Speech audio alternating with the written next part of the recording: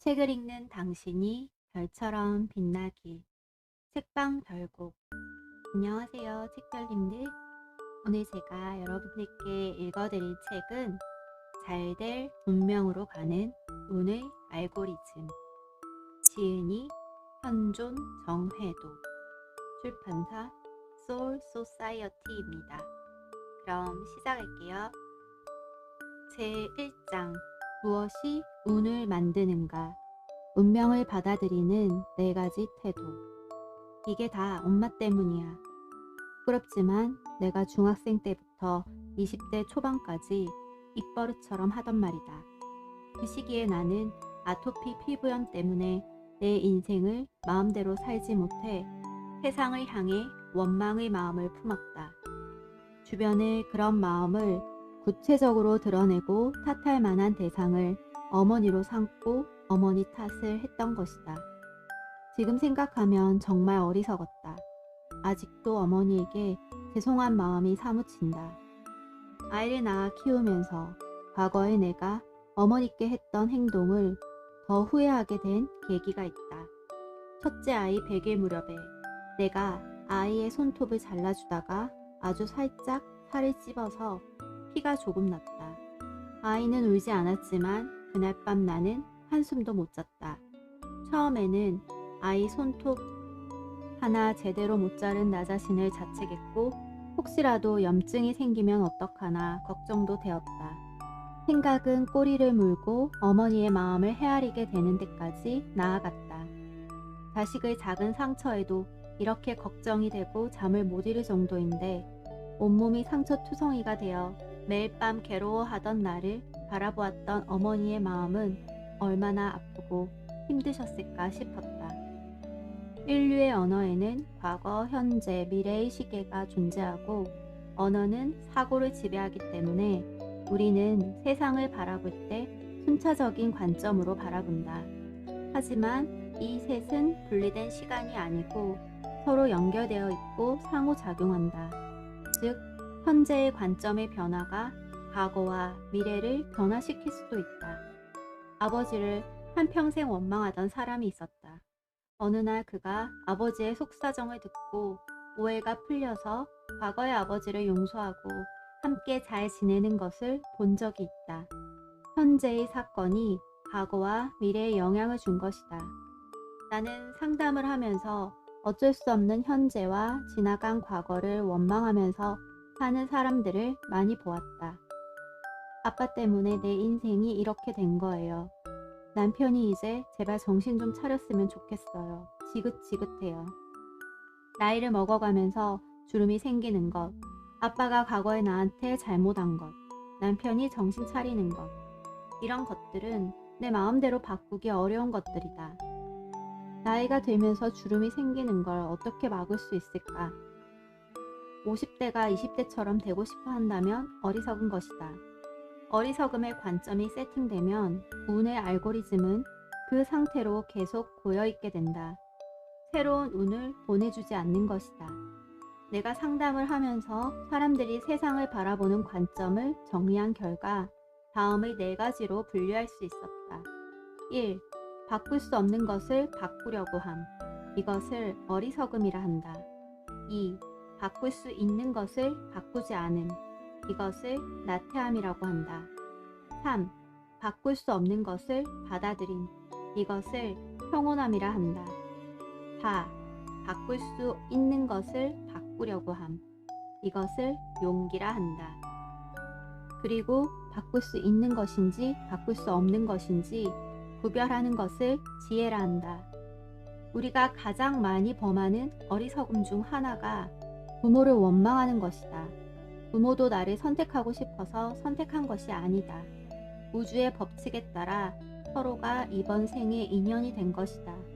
부모는 바꿀 수 없는 대상임을 받아들이고 주어진 상황에서 내가 가장 행복할 수 있는 방법을 찾는다면 평온이 찾아온다. 나는 영어를 잘 못한다. 읽고 쓰는 것은 어느 정도 하지만 평소에 영어로 대화를 나눌 일도 딱히 없었고 영어 회화 실력을 증진시키기 위한 노력도 따로 하지 않았기 때문에 영어로 듣고 말하는 것이 잘 안 된다. 내 인생 목표 중 하나는 세계 최고의 타로 마스터인데 영어를 못하니 나는 안 될 것 같아. 이러한 태도가 곧 나태함이다. 나의 영어 실력은 내 노력 여하에 따라 더 좋은 방향으로 바꿀 수 있는 영역인데 노력도 해보기 전에 안 될 것 같다고 포기하는 것은 상황을 바꾸지 않는 것이니 말이다. 나태함의 관점을 세팅하고서 잘 되기를 바라는 건 어불성설이다. 이럴 때 쓰는 유명한 말이 있다. 어제와 똑같이 살면서 다른 미래를 기대하는 것은 정신병 초기 증세다. 다시 내 이야기를 하자면 내가 영어 공부를 하지 않은 것은 아니다. 매일 아침 영어 회화 학원도 오랫동안 다녀와 보았지만 전념하지 않았기에 발전이 없었다. 이윽고 띄엄띄엄 하는 노력으로 새로운 언어를 익히기는 어렵구나 하고 깨달았다. 그래서 어떻게 했을까? 나는 새로운 다짐을 했다. 40살이 되면 해외에 가서 영어 습득에 내 시간을 올인하겠다. 영어를 제대로 배우기 위해 40살에 이국 땅으로 건너가는 데에는 큰 용기가 필요하다. 이런 과감한 용기는 운의 알고리즘을 바꾼다. 내가 이 결심을 실행으로 옮겨 영어 실력을 향상시킨다면 이후에 타로 마스터로서 세계를 무대로 활동하게 되는 운이 찾아올지도 모른다. 바꿀 수 없는 것을 바꾸려고 하지 말자. 바꿀 수 있는 것은 용기를 내어 바꾸려고 하자. 단순하지만 어려운 일이다. 하지만 이것을 할 수 있다면 당신은 잘 될 운명으로 흘러가게 된다. 제3장 잘 될 운명으로 가는 알고리즘. 좋은 운이 들어오는 공간. 흔히 터가 좋아야 한다고 한다. 운을 결정하는데 풍수가 가장 중요하다고 말하는 운명학자도 있다. 집터나 묘자리 때문에 잘 풀리기도 하고 안 풀리기도 한다는 것이다. 맞지 않는 터로 이사간 후 쇠약해지거나 사고수가 생겼다는 지인들도 주변에서 실제로 몇몇 보았다. 내가 풍수 전문가는 아니지만 좋은 터와 나쁜 터를 구별하는 간단한 기준을 얘기해볼까 한다. 우선 명당은 무덤이든 집터든 상관없이 밝고 양기가 넘친다. 따뜻한 기운이 있고 볕이 잘 들고 들어가면 마음이 편안하고 주변의 온도가 1, 2도 더 높다. 반대로 흉터는 춥고 어둡고 스산하며 음침하다. 그런 곳에 있으면 마음이 우울해지고 안 좋은 생각이 든다. 명당에 가면 계속 그 자리에 머무르고 싶은 마음이 든다. 나는 조선시대 최고의 명당 중 하나라고 할 수 있는 태조 이성계의 왕릉인 권원릉의 허가를 받아서 올라가 본 적이 있다. 권원릉의 정면에 딱 서서 아래를 내려다보면 웅장하고 탁 트인 느낌에 가슴이 뻥 뚫리는 것 같았고 왕릉의 뒤편에 앉으면 아늑하고 따뜻해서 한숨 자고 내려가면 좋겠다는 생각이 들었다. 여담이지만 명당인지 아닌지를 술로 감별하는 방법도 있다고 들었다. 나는 술을 많이 마시지 않아 모르겠지만 명당에서 술을 마시면 술맛이 달고 흉터에 마시는 술은 쓰다고 한다. 흉터는 꺼지는 늪과 같은 기류가 흐르고 명당은 밝아서 발산하는 기류가 흐르다고 한다. 내가 생각하는 가장 확실한 구별법은 내가 해당 장소로 자리를 옮긴 후 어땠는지를 냉정하게 생각해 보는 것이다. 만일 이사 온 지 3년이 되었다고 가정할 때 지난 3년 동안 자신에게 좋은 일들이 많았는지 아니면 힘든 일들이 많았는지를 생각해 보는 것이다. 좋은 일들이 많았다면 웬만하면 현재 살고 있는 곳에서 이동하지 말고 힘들었다면 이사를 생각해 보는 것도 좋다. 이사 온 집이 흉터라면 어떻게 해야 할까? 흉터에서도 상대적으로 좋은 자리가 있어 그곳을 잠자리로 하는 것이 좋다. 우리는 인생의 3분의 1에 해당하는 시간을 잠을 자며 보내기 때문에 잠자리가 가장 중요하다. 잠이 잘 안 오거나 아침에 찌뿌둥한 상태가 이유 없이 계속된다면 거실에서도 자보고 작은 방에서도 자보고 침대의 머리 방향을 바꿔서도 자보면서 아침에 개운하게 일어날 수 있는 자리와 방향을 찾아야 한다. 지금 있는 자리에서 당장 이동할 수 없는 상황이라면 좋은 파장으로 공간을 채워야 한다. 나쁜 터도 좋게 만들 수 있는 것이 사람의 파장이다. 공간이 사람을 만들지만 사람이 공간을 만들기도 한다. 그렇다면 당장 무엇을 할 수 있을까? 첫째, 머무는 공간을 청소하고 정리정돈하자. 공간의 입구 방향, 창문, 청결 상태, 가구 배치 등은 그 공간만의 에너지 흐름을 만든다. 그 흐름이 막히거나 어지럽게 되면 공간의 주인이 영향을 받는다. 가게라면 손님들도 영향을 받는다. 내가 머무르는 공간에 애정을 갖고 마지막 순간까지 그 공간이 빛이 나게 해줘야 한다. 그곳에서 잘 될 운의 알고리즘이 만들어질 것이다.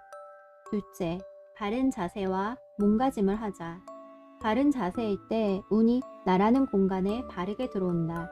자세는 겉으로 보이는 모습과 어떤 것을 대하는 모습으로 나눌 수 있다.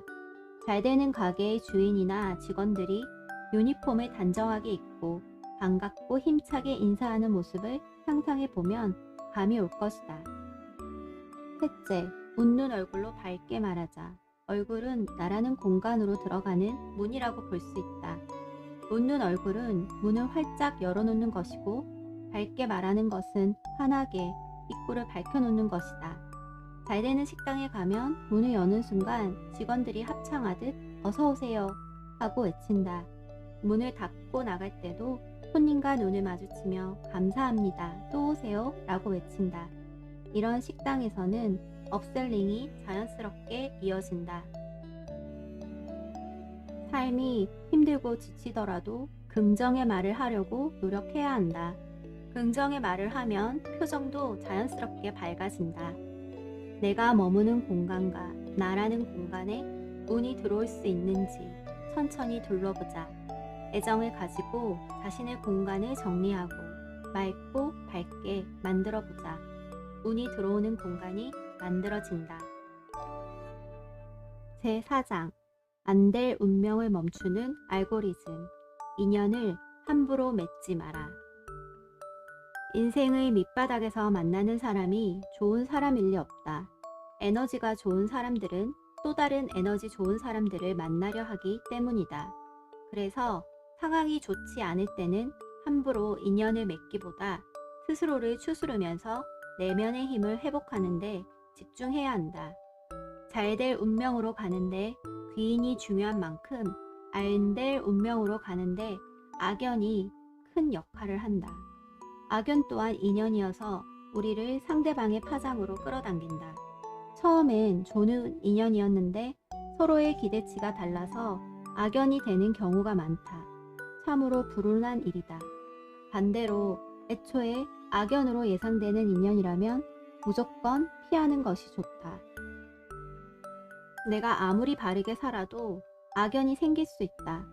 악플 수준이 아니라 믿었던 이에게 배신을 당하거나 사기를 당해 전 재산을 잃기도 한다. 이런 억울한 일을 겪고 나서 그 사람을 미워하는 마음이 나를 삼켜버리면 운의 알고리즘이 꼬이게 된다. 그 사람을 미워한다는 것은 그 사람을 계속 생각한다는 뜻이고, 그렇게 되면 그 사람의 파장 아래에 내가 있게 된다. 그래서 부정적인 에너지의 파동들이 충돌해 운의 알고리즘에 오류가 생기는 것이다. 상황이 좋을 때도 새로운 인연을 맺는 것을 조심해야 하는 것은 마찬가지다. 내가 아는 한 기업체 대표님은 SNS 활동을 왕성하게 하며 적극적으로 네트워킹을 하고 그렇게 인연을 맺은 다양한 사람들을 초대해 파티를 여신다. 나도 그 파티에 여러 번 가보았는데 다양한 분야에서 성공하신 분들이 오셔서 흥미로운 자리였다. 문제는 이들이 모두 검증된 사람은 아니라는 것이다. 그 대표님께 SNS를 통해 접근한 한 명은 자신이 현재 가장 주목받는 과학기술을 전공한 해외 명문대 출신의 박사라며 스스로를 소개했다. 그리고 그 대표님의 파티를 통해 만난 다양한 인맥들에게 개별적으로 연락해 자신이 하는 사업에 투자를 하라고 권했다. 개중 일부는 신뢰하는 대표님의 소개로 이 박사를 알게 되었으니 맹목적으로 믿고 투자를 했다. 수십억 원의 투자를 받은 후 그는 해외로 도주했고 피해자들이 그 대표님을 추궁하면서 대표님이 곤란한 처지에 처하게 되었다. 선의로 시작했던 일인데 전혀 생각지도 못한 결과를 맞게 된 것이다. 사람을 소개하는 일은 신중해야 한다. 사람들은 나에게 거는 신뢰를 자동으로 소개받는 이에게도 투영하기 때문이다. 자신이 평생 쌓아온 신뢰와 명예, 나아가서 재산을 보호하려면 검증된 사람만 만나는 것이 좋다. 한 번 맺은 인연은 꼬리에 꼬리를 물고 이어지기 때문에 더더욱 신중해야 한다. 개개인의 파동과 파동이 이어져 내가 그들의 파장 속으로 흡수될 수도 있기 때문이다. 법정 스님의 함부로 인연을 맺지 마라의 한 구절을 나눈다. 만나는 모든 사람마다 헤프게 인연을 맺어 놓으면 쓸만한 인연을 만나지 못하는 대신에 어설픈 인연만 만나게 되어 그들에 의해 삶이 침해되는 고통을 받아야 한다. 6장 운명을 바꾸는 선택의 타이밍. 올인, 인생에서 꼭 한 번은 해야 하는 것. 인생에서 한 번은 해야 하지만 3번 이상 하면 안 되는 것이 있다. 바로 올인이다. 올인은 카지노에서 내가 갖고 있는 칩 전부를 걸 때를 가리키는 용어다. 인생에서도 내가 갖고 있는 시간, 경력, 자산, 경험, 인맥을 전부 걸고 올인을 해야 할 타이밍이 있다. 사는 동안 단 한 번도 올인을 해본 적이 없다면 큰 성공을 하긴 어렵다. 올인의 성공 여부를 결정하는 변수 중에 가장 큰 영향을 주는 것은 운이다. 그래서 올인은 인생에서 3번 이상 하면 안 된다. 왜냐하면 하늘이 인간에게 3번 이상의 기회를 줄 가능성이 낮기 때문이다. 올인을 2번 해서 모두 성공했더라도 마지막으로 한 번 더 올인을 했다가 실패하면 전부를 잃을 수도 있다. 나에게는 소울메이트 같은 친한 형이 있다. 나는 대학 시절 같은 학과 선배였던 그를 꼬드겨서 SBS 공채 개그맨 시험을 같이 봤다. 당시 형은 한창 취업을 준비 중이었는데 우리는 시험을 무사히 통과하여 SBS 공채 10기 개그맨으로 선발되었다. 나는 그 뒤 개그맨 생활을 접었지만 형은 우차사가 폐지될 때까지 개그맨으로 오랜 기간 활동했다. 운명이라는 것은 이렇게 생각지 않은 제안이나 변화를 계기로 경로가 완전히 바뀌기도 한다. 나는 가끔 그 형을 만나 함께 밥도 먹고 차도 마시며 근황을 나눈다. 우리는 여느 때처럼 향기로운 커피를 앞에 두고 일상을 나누는 중이었다. 태도야, 내가 요즘 아내랑 텍사스 홀덤이라는 것에 완전 빠져 있는데 나보다 아내가 더 잘한다. 텍사스 홀덤은 포커카드로 하는 게임인데 모르는 사람이 보면 도박이라고 생각할 수도 있지만 세계 대회도 열리고 해외에서는 방송으로 대회 생중계도 하는 등 전 세계인이 즐기는 스포츠다. 나도 그 사실을 그전까진 몰랐다가 그 형을 통해 알게 되었다. 그래요? 형이 어디 가서 게임으론 지지 않는데 형수 대단하네요. 아내가 그냥 잘하는 정도가 아니라 이번에 세계대회 참여권을 획득해서 베트남을 가게 됐어. 비행기표랑 숙박비도 지원받아. 진짜요? 조만간 형수 직장 그만두고 프로 선수 되는 거 아니에요? 내 말이 씨앗이 되었던 것인지 아니면 정말 그럴 운명이었는지 형네 부부는 몇 달 후 진지하게 나에게 타로카드 상담을 받을 일이 있다며 연락을 줬다. 태도야, 우리가 지금 중대한 결정을 하려고 해. 아내가 직장을 그만두고 텍사스 홀덤에 올인해볼까 하거든. 진짜요? 요즘 같은 시기에 그 안정적인 직장을 그만둔다고요? 아내가 텍사스 홀덤에 대한 열정이 엄청나. 세계대회 우승을 한번 해보고 싶대. 30대 후반에 그동안 쌓아온 직장 경력과 안정적인 미래를 다 걸고 새로운 꿈에 올인을 한다는 것이 남들이 보기에는 그저 멋지고 대단한 선택으로 보일 수 있다. 하지만 당사자와 가족들에게는 심장이 벌렁벌렁하는 결정이다. 올인을 할 타이밍이 왔다면 확신과 간절함을 기준으로 두고 결정을 내려야 한다. 이때 스스로에게 한치의 의심이 없어야 한다. 형수는 텍사스 홀덤으로 성공할 확신도 있고 그걸 할 때 행복한 거죠. 맞아. 내가 봐도 정말 잘하고 게임할 때 행복한 게 보여. 이 정도라면 올인 타이밍이 맞다고 봐야 한다. 올인을 결정했다면 더 이상 뒤돌아보지 않고 하늘의 뜻에 맡기는 것이 맞다. 그래도 한 번 더 안심하고 싶다면 내가 투자하는 것이 무엇인지, 이것을 모두 다 잃게 된 후에는 어떻게 살아갈지도 한번 생각해 보면 된다. 누구에게나 인생에서 올인 타이밍이 한 번 이상은 온다. 이때 운의 알고리즘을 완전히 바꿀 수 있으며 잘될 운명으로 퀀텀 점프를 할 수도 있다. 물론 반대의 결과로는 모든 것을 잃을 수도 있다. 나는 타로카드 전문가의 길을 걷고자 내가 가진 모든 것을 올인한 경험이 있다. 그 후 힘든 일도 있었고 후회하는 순간이 없던 것은 아니었다. 그러나 지금은 만일 이 길이 아니었다면 안 되겠구나 싶을 정도로 내가 선택한 삶에 만족하고 있다. 살면서 꼭 한 번은 자신을 두근거리게 하는 것에 올인하길 바란다. 이후 선택한 길을 걸어갈 때 올인을 할 때의 그 마음만 변치 않으면 분명 절반은 성공이다. 여기까지 제 오디오북 잘 들으셨나요? 영상이 도움이 되셨다면 구독, 좋아요, 알림 설정 부탁드립니다. 책의 더 자세한 내용이 궁금하시다면 책을 구매해서 읽어보시길 바래요. 다음 영상은 금요일입니다. 금요일에 만나요. 감사합니다.